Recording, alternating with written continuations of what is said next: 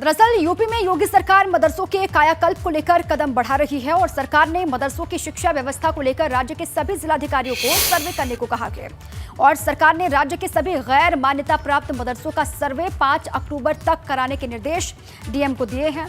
सर्वे का पूरा काम होने के बाद रिपोर्ट तैयार की जाएगी। जिलाधिकारियों को अपने अपने जिले के गैर मान्यता प्राप्त मदरसों की सर्वे रिपोर्ट शासन को 25 अक्टूबर तक भेजनी है। और इसी मसले पर असदुद्दीन ओवैसी को भी आपने सुना और उन्होंने साफ तौर से निशाना साधा है योगी सरकार पर। उन्होंने कहा कि सरकार के पास ये राइट ही नहीं है कि मदरसों को लेकर वो सर्वे कराए। अब योगी सरकार ने तमाम जिलों के डीएम से कहा है जो मान्यता प्राप्त नहीं है मदरसे, उनकी एक पूरी सूची बनाई जाए और उस सूची को फिर शासन स्तर पर भेजा जाए। उसके बाद फिर आगे कार्रवाई होगी। गैर मान्यता प्राप्त मदरसों का सर्वे सरकार करवा रही है योगी सरकार, जिसको लेकर अब कई तरह की बातें भी सियासत शुरू हो चुकी है। वहीं देखिए यूपी सरकार के इस फैसले को लेकर ऑल इंडिया शिया पर्सनल लॉ बोर्ड के जनरल सेक्रेटरी ने भी अपनी बात रखी है। क्या कुछ कहा है, सुनवाते हैं।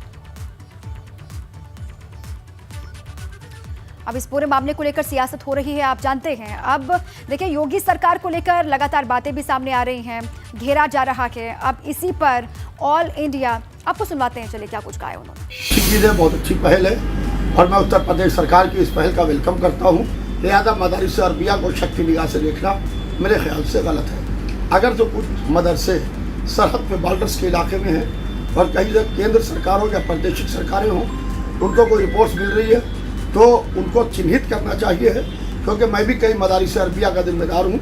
लिहाजा मैं बहुत जिम्मेदारी से ये बात कह रहा हूँ कि एक ही लाठी से सबको नहीं हक कर जाता है। ज़रूर सरकार सर्वे कराए, ज़रूर सरकार देखे कि जो गैर मान्यता प्राप्त मदरसे हैं। अब चलिए आगे बढ़ते हैं। बात यूपी में जल प्रलय की। यूपी में जल प्रलय से हाहाकार मचा हुआ है। हम आपको अलग अलग जगहों की तस्वीरें दिखाते हैं, लेकिन सबसे पहले राजधानी लखनऊ का हाल आपको दिखाते हैं, जहां सीएम आवास से चंद कदमों की दूरी पर जल भराव से सड़कें जलमग्न हो गई हैं। तस्वीरें आप देख लीजिए, सड़कों पर घुटनों के बराबर पानी भर चुका है। आपको बता दें कि SUEZ नाम की कंपनी को जल विभाग ने शहर के सीवर मेंटेनेंस का ठेका दिया हुआ है, लेकिन कंपनी की लापरवाही के चलते आज राजधानी में जल भराव की समस्या से लोग बेहद परेशान हैं। ये आप देख लीजिए, जलमग्न राजधानी लखनऊ की सड़कें हो गई हैं। सीएम आवास से कुछ ही दूरी पर, कुछ ही कदमों की दूरी पर ये सड़क और वहाँ की तस्वीर आपके सामने है। कई फीट तक पानी भरा हुआ है और लोगों में गुस्सा भी है, जिस पर जिम्मेदारी है इस व्यवस्था को ठीक करने की। अब उस कंपनी पर बहुत सारे सवाल खड़े हो रहे हैं। कुछ ही घंटों की बारिश होती है और उसके बाद पूरे सड़क पर पानी ही पानी आपको दिखाई दे रहा है। जो लोग यहाँ से निकलते हैं, जो आवागमन करते हैं, उनके सामने बहुत बड़ी समस्या खड़ी हो गई है। कुछ ही घंटों की बारिश और जल प्रलय की तस्वीरें आपके सामने हैं। लखनऊ के ये हाल है, तो समझिए अलग अलग हिस्सों की क्या स्थिति होगी लगातार हो रही बारिश के बीच।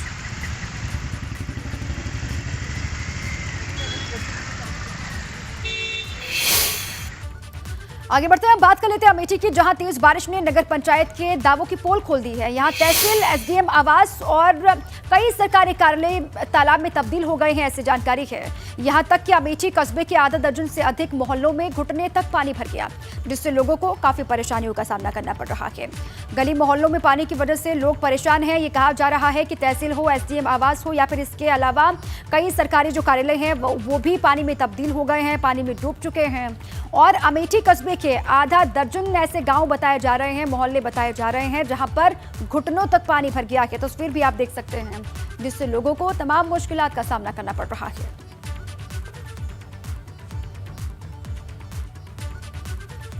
कई जगहों पर जल जमाव से लोग परेशान हैं। जल भराव की समस्या भी लोगों के सामने बनी हुई है। जो लोग घर से बाहर निकल रहे हैं उनको परेशानियों का सामना करना पड़ रहा है। गाड़ियां जो गुजर रही हैं उसकी भी तस्वीर आप देख सकते हैं। ये मोहल्लों की तस्वीर है, मोहल्लों गलियों में पानी भरा, जिससे लोगों को परेशानी। और वहीं प्रतापगढ़ में भी आधे घंटे की बारिश से बुरा हाल हो गया। यहाँ हर तरफ पानी पानी दिखाई दे रहा है। अफसर पैर ऊपर कर बैठे तो जूते तैरते हुए दिखाई दिए। पानी ने खींच दी लक्ष्मण रेखा, ये देख लीजिए आप। इन हालातों ने नगर पालिका के दावों की पोल खोल दी है। यहाँ पर भी देख लीजिए आप, पूरे ऑफिस में पानी भर गया है, जिसके बाद जो दावे किए गए थे बेहतर इंतजामों के, वो दावे खोखले साबित होते हुए दिखाई देते हैं। प्रतापगढ़ में आधे घंटे की महज बारिश हुई और आधे घंटे की बारिश ने ये हाल यहाँ पर पैदा कर दिया। हर तरफ पानी पानी है अफसर टेबल पर पांव रख करके बैठे हुए हैं और ये तस्वीर आपको दिखा रहे हैं। नगर पालिका की पोल खोलती हुई तस्वीरें हैं। जल जमाव की वजह से, जल भराव की वजह से यहाँ पर भी स्थितियां कुछ ऐसी बनी हुई हैं। और अब बात प्रयागराज की, जहां बाढ़ जबरदस्त तबाही के बाद अब राहत भरी खबर सामने आई है। संगम नगरी में गंगा और यमुना का जलस्तर तेजी से घटने लगा है, जिसके बाद अब लोग राहत की सांस ले रहे हैं। पहले लगातार बारिश हुई, बारिश के बाद जलस्तर बढ़ा, लेकिन अब धीरे धीरे कहा जा रहा है कि स्थितियां सामान्य हो रही हैं। लोगों ने राहत की सांस ली है। प्रयागराज की तस्वीर, बाढ़ और बारिश की वजह से लोग बहुत परेशान थे, लेकिन अब गंगा का जलस्तर धीरे धीरे कम हो रहा है। संगम नगरी में गंगा यमुना का जलस्तर घटने से अब आम लोगों ने राहत की सांस ली है। पिछले कई दिनों से बाढ़ की जबरदस्त तबाही से जूझ रही संगम नगरी प्रयागराज के लोगों के लिए राहत भरी खबर है। प्रयागराज में गंगा और यमुना दोनों नदियों का जलस्तर अब तेजी से घट रहा है। अगर हम प्रयागराज की बात करें तो यहाँ गंगा और यमुना दोनों नदियाँ 6 से 7 सेंटीमीटर प्रति घंटे की रफ्तार से कम हो रही हैं और 6 दिनों तक लगातार खतरे के निशान से ऊपर बहने के बाद आज 7वां दिन है जब दोनों नदियाँ खतरे के निशान से नीचे आ चुकी हैं। संगम किनारे लेटे हुए हनुमान जी के मंदिर परिसर में, जहाँ आप देख सकते हैं कि पूरे मंदिर परिसर में अब भी पानी भरा हुआ है। आपको चारों तरफ पानी ही पानी नजर आएगा। 18 अगस्त को बाढ़ का पानी आने के बाद इस मंदिर के कपाट बंद कर दिए गए थे।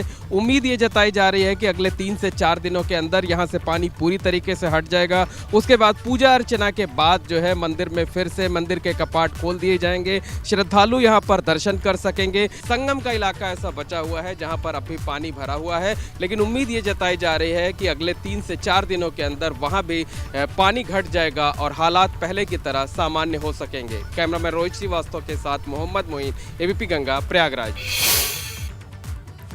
और वहीं शिव की नगरी वाराणसी में अब गंगा का जलस्तर धीरे धीरे घट रहा है, लेकिन समस्याएं लोगों की कम नहीं हो रही। यहाँ जलस्तर घट रहा है, लेकिन प्रशासन के सामने बड़ी चुनौती अभी भी बनी हुई है कि इन इलाकों में रहने वाले लोगों को राहत किस तरीके से पहुंचाई जाए। जलस्तर घटा है, लेकिन ये कहा जा रहा है कि राहत का इंतजार लोग अभी भी यहाँ पर कर रहे हैं। जो परेशानियां इनके सामने खड़ी हुई, वो परेशानियां कम नहीं हो रही हैं। लेकिन राहत वाली बात इसी बीच में ये है कि जलस्तर गंगा का धीरे धीरे कम हो रहा है, घट रहा है। जल जमाव से लोग अभी भी परेशान हैं। अब जल जमाव की स्थिति को कैसे दूर किया जाए, हालात को सामान्य किस तरीके से किया जाए, इसी पर प्रशासन लगातार जुटा हुआ है। ये गंगा का पानी तो ये हर साल की भांति है, इस साल भी इसी तरह आई है। और जो हमारे यहाँ दाह संस्कार का जगह पर्याप्त होता है वो अभी गंगा में डूब गई है। इसीलिए हम लोग अपने गलियों में जो हम लोगों के परंपरा से जो चल रहा है वो अभी हम लोग कार्य यहाँ कर रहे हैं। और इससे परेशानियाँ तो परिस्थिति तो बहुत परिवार अपना है, जो छोटे छोटे बच्चे हैं, घर में परिवार है, सब धुआं से, आग से, तपन से ये तो हो ही रहा है। हर साल की बात इस साल भी माँ गंगा अपना प्रचंड रूप लेकर आई हैं, तो इससे बहुत सारी दिक्कत हो रही हैं। क्योंकि यदि माँ गंगा अपना प्रचंड रूप नहीं लेकर आई होती तो हम सादा आराम से नीचे वहाँ पर कर सकते थे। इससे हम लोगों को बहुत सारी दिक्कत हो रही है। इसी यहाँ पे परेशानी जल तो आ ही गया है, गंगा माँ का बढ़ते हुए यहाँ फिर प्लेटफॉर्म बनवाना चाहिए। यहाँ पे काफ़ी दिक्कत हो रही है। यहाँ देख रहे हैं गली में कैसे जल रहा है। हम घूमने आए, काफ़ी दिनों बाद देखा, दूर दूर तक सिर्फ पानी ही पानी दिख रहा है। पूरे घाट जलमग्न हो चुके हैं। कहीं घाटों से घाटों का संपर्क टूट गया है, नावें रुक गई हैं, लोगों को आने जाने में परेशानी हो रही है, लोग घूम नहीं पा रहे हैं। अब आगे बढ़ने से पहले आपको कई शहरों का हाल दिखाते हैं। बेशक वाराणसी और प्रयागराज में राहत लोगों को मिल रही है, लेकिन अभी भी कई जगह ऐसे हैं जहां हालात ज्यादा ठीक नहीं है। ये देख लीजिए, हम आपको कुछ शहरों का हाल दिखाते हैं। 6 शहरों का हाल आप इस तस्वीर के माध्यम से समझ सकते हैं। वाराणसी, प्रयागराज, धीरे धीरे इन 2 जगहों पर स्थितियां सामान्य होती हुई दिखाई दे रही हैं। हमीरपुर, बलिया, प्रतापगढ़ और चंदौली में लोग ये उम्मीद कर रहे हैं कि जल्द से जल्द जो बाढ़ की स्थिति यहाँ पर बनी हुई है वो स्थिति सामान्य हो, इनको राहत मिले। बहुत ज्यादा ठीक स्थिति अभी दिखाई नहीं दे रही है। हालात सामान्य होने में वक्त लगेगा, ये प्रशासन की तरफ से कहा जा रहा है। लेकिन वाराणसी और प्रयागराज से थोड़ी सी राहत वाली खबर यह है कि गंगा और यमुना का जलस्तर कम हो रहा है, घट रहा है, लेकिन जल जमाव की जो स्थिति बनी हुई है उसको सामान्य होने में वक्त लगेगा। हमीरपुर, बलिया, प्रतापगढ़, चंदौली की तस्वीर भी आप देख लीजिए। यहाँ पर भी बाढ़ की वजह से हाहाकार, अभी वक्त और लगेगा स्थितियों को सामान्य होने में। चंदौली में भी बाढ़ ने जमकर कहर मचाया है। कई इलाकों में बाढ़ ने तबाही मचाई, जिसमें रतनपुर गांव के रहने वाले एक परिवार की झोपड़ी भी डूब गई। आज गोपाल का पूरा परिवार बेघर है, खुले आसमान के नीचे रहने को मजबूर है। बारिश और उसके बाद बर्बादी का ये मंजर है। एक झोपड़ी जिसमें परिवार रहता था, लेकिन वो झोपड़ी पूरी पानी में बह गई, पानी में डूब गया, जिसके बाद अब पूरा का पूरा परिवार बेघर है। अब प्रशासन से मदद की गुहार है। चंदौली में बाढ़ का प्रकोप जारी था। पिछले 24 घंटे से गंगा के जलस्तर में काफ़ी कमी आई है और धीरे धीरे पानी नीचे उतर रहा है। इस वक्त हम हैं रतनपुर गांव में। आप देख सकते हैं बहुत ऐसे घर हैं जो डूबे हुए हैं पानी में। हमारे साथ एक गोपाल हैं जिनका पूरा घर पूरी तरह डूब गया है। आप देखिए ये पूरा घर इनका डूब गया है। इनके माता पिता थोड़ी ऊंचाई पर उधर आगे हैं। लोगों का आवागमन शुरू हो गया, आना जाना शुरू हो गया। नहीं, इसके पहले इस रोड पे भी नाव लगा था। इस वक्त हमारे साथ गोपाल हैं जिनका घर पूरी तरह इसमें डूब गया। हम इनसे जानेंगे, समझेंगे कि बाढ़ में कितनी दिक्कत हुई, क्या परेशानी हुई। गोपाल जी, बहुत दिक्कत हुई बाढ़ में। मैं परेशान था, मैं बहुत परेशान था। कोई हमारे गांव के लड़के कोई नहीं मेरा साथ दिया। मैं करकट उतारते थे, करकट भी कोई उतारने वाला नहीं आया। प्रधान भी देखे, प्रधान भी नहीं आए उसमें। देखते हुए प्रधान भी नहीं बोले उसमें। हमको कहें भैया सुमिरन मिल गया खाली कहते थे। तो लोगों की जुबानी भी आपने सुनी, और जो परेशानियां हैं इनके सामने, वो परेशानियां कब खत्म होंगी इनको उसका इंतज़ार है। और कई घर ऐसे हैं जो पानी में डूब चुके हैं, बहुत से लोग ऐसे हैं जो प्रभावित हुए हैं, कई गांव ऐसे हैं जो बाढ़ के पानी की वजह से प्रभावित हैं। और अब प्रशासनिक अधिकारी भी लगातार मौके का मुआयना कर रहे हैं, पहुंच रहे हैं इन तक और इनकी समस्या को जानने की कोशिश भी कर रहे हैं। जो लोग बेघर हुए हैं उन तक मदद किस तरीके से पहुंचाई जाए, ये भी कोशिश है प्रशासन की। ये तस्वीर आपने देखी, बारिश, उसके बाद बाढ़, उसके बाद बर्बादी का ये दर्द है।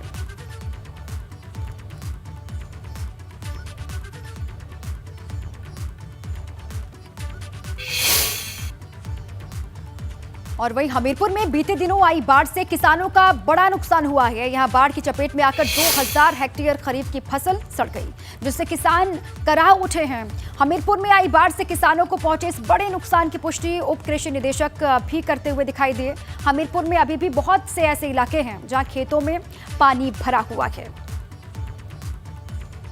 बचा ली नहीं, कुछ बैगा, कुछ जल्दीबाजी में मूंगफली बैरा देखा, तिली बैरा, मूंग बैरा, वो हमारा सब चलो गया और अब देख लिया पानी भरो। तो जो किसानों की फसलें हैं वो तो संपूर्ण रूप से एक तरह से बिल्कुल नष्ट हो गई हैं। उनकी इस जो रबी खरीफ की फसल थी उसमें मतलब कोई चीज़ बची नहीं है। गन्ना भी बहे तो वो मतलब सर्वाइव कर जाएगा, लेकिन उसमें भी मतलब 25% नुकसान हो जाता है। जी नमस्कार भैया। बाढ़ से हमारे हमीरपुर में लगभग 2000 हेक्टेयर एरिया प्रभावित हुआ है, जिसमें करीब 1300 सुमेरपुर में है और 700 के आसपास पुरारा। हमारे 2 ब्लॉक ज़्यादा प्रभावित हुए हैं, बाकी में बाढ़ का असर ज़्यादा नहीं पड़ा है। खबर बलिया से है, जहां बाढ़ के पानी में एक ट्रैक्टर फंस गया और पानी में पलट गए। ट्रैक्टर का वीडियो सोशल मीडिया पर भी लगातार वायरल हो रहा है, जिसे काफी मुश्किल से ग्रामीणों ने रस्सी से बांधकर ट्रैक्टर को बाहर निकाला। दरअसल बलिया में गंगा नदी में आए बाढ़ का पानी गांवों में जा घुसा है। तस्वीर आप देख लीजिए। इस बाढ़ के पानी में एक ट्रैक्टर भी पलट गया जो रास्ते पर खड़ा था। ट्रैक्टर के पलटने के बाद ग्रामीणों द्वारा बाढ़ के पानी में ही ट्रैक्टर में रस्सी बांध करके उसे खींच करके खड़ा किया गया और फिर उसे बाहर निकाला गया, जिसका वीडियो सोशल मीडिया पर वायरल हो रहा है। और इस वायरल वीडियो को बैरिया तहसील क्षेत्र के नौरंगा गांव का बताया जा रहा है, जो 4 दिन पहले का है। ये कहा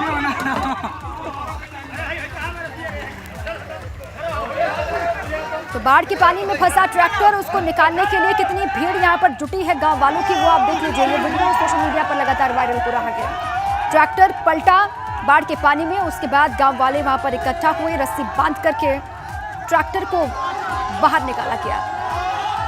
इस तस्वीर से अंदाजा आप लगा सकते हैं क्या स्थिति यहाँ पर बनी है। लगातार बारिश यहाँ पर भी हुई, बारिश के बाद बाढ़ जैसे हालात हैं और सब कुछ डूब रहा है।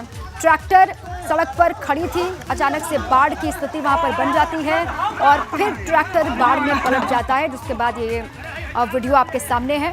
बाढ़ के पानी में फंसे हुए ट्रैक्टर को निकालने में गांव वाले खुद ही मशक्कत करते हुए दिखाई दे रहे हैं। ये वीडियो ट्रैक्टर को बाहर निकालने का सोशल मीडिया पर भी लगातार वायरल हो रहा है। अब अलग अलग हिस्सों में पानी का तांडव किस तरीके से दिखाई दे रहा है वो भी आप देख लीजिए। ये बलिया की तस्वीर है, जहां पर लोगों ने खुद ही मशक्कत की ट्रैक्टर को बाहर निकालने के लिए। बड़ी खबर खबर है, मदरसे के सर्वे पर बोले एआईएमआईएम प्रमुख असदुद्दीन ओवैसी। कई बड़े प्राइवेट मदरसे हैं जिनका सरकार से लेना देना नहीं। ओवैसी ने कहा, मुझे कानूनी हक है, मैं अपने मदरसे खोल सकता हूं। ये भी ओवैसी ने कहा है। बड़ी खबर, ये सर्वे नहीं छोटा एनआरसी है। असदुद्दीन ओवैसी की बड़ी बात आपको बता रहे हैं। मदरसे को लेकर विवाद, उसी बीच में ये बड़ा बयान सामने आया है। एआईएमआईएम प्रमुख हैं असदुद्दीन ओवैसी। बड़ी खबर, मदरसे के सर्वे पर उन्होंने बयान दिया है। उन्होंने कहा कि कई बड़े प्राइवेट मदरसे हैं जिनका सरकार से कोई मतलब नहीं है, लेना देना नहीं है, और मुझे कानूनी हक है, मैं अपने मदरसे खोल सकता हूं। ऐसे कई बड़े मदरसे हैं, डिफरेंट स्कूल्स ऑफ थॉट के प्राइवेट मदरसे हैं। आप सर्वे क्यों करना चाह रहे हैं? आपको इससे लेना देना क्या है? क्या आप उनकी तनख्वाह दे रहे हैं? जो मदरसा बोर्ड के तहत मदरसे हैं उनकी तनख्वाह तो आप दे नहीं रहे हैं पिछले 4 साल से। ये मदरसे प्राइवेट मदरसे हैं, अनएडेड मदरसे हैं, और आर्टिकल 30 के तहत इसको कायम किया गया है। तो स्टेट गवर्नमेंट क्यों सर्वे करा रही है? आपको लेना देना क्या है?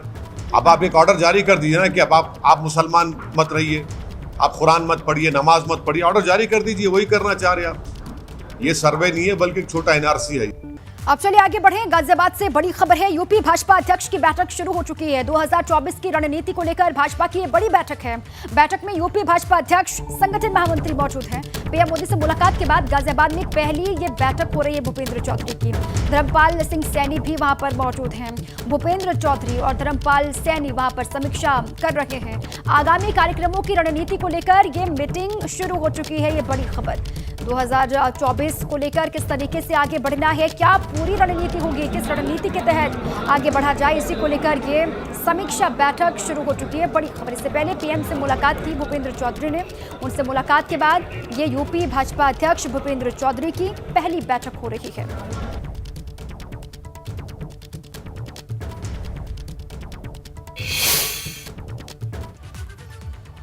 और वहीं दिल्ली से भी बड़ी खबर है, कल भाजपा अध्यक्ष नड्डा ने बड़ी बैठक बुलाई है। भाजपा शासित राज्यों के प्रभारियों संग जेपी नड्डा बैठक करने वाले हैं और कल भाजपा मुख्यालय में ये मीटिंग होगी। बैठक में प्रधानमंत्री के साथ ही बीजेपी शासित राज्यों के मुख्यमंत्रियों की बैठक होनी है और फीडबैक लिया जाएगा। उसके अलावा आगे की रणनीति पर चर्चा होगी। कल दोपहर 2 बजे का वक्त है, 2 बजे से शाम 7 बजे तक ये मीटिंग चलनी है। अलग अलग राज्य किस तरीके से आगे बढ़ रहे हैं, इसको लेकर एक फीडबैक मीटिंग बुलाई गई है दिल्ली में। ये बड़ी खबर, कल भाजपा राष्ट्रीय अध्यक्ष जेपी नड्डा ने ये बैठक बुलाई है दिल्ली में। भाजपा शासित राज्यों के प्रभारियों संग ये मीटिंग होने वाली है। इस बैठक पर भी लगातार नजर रहेगी और भाजपा मुख्यालय में ये बैठक होगी। 2 बजे से शाम के 7 बजे तक ये मीटिंग चलनी है।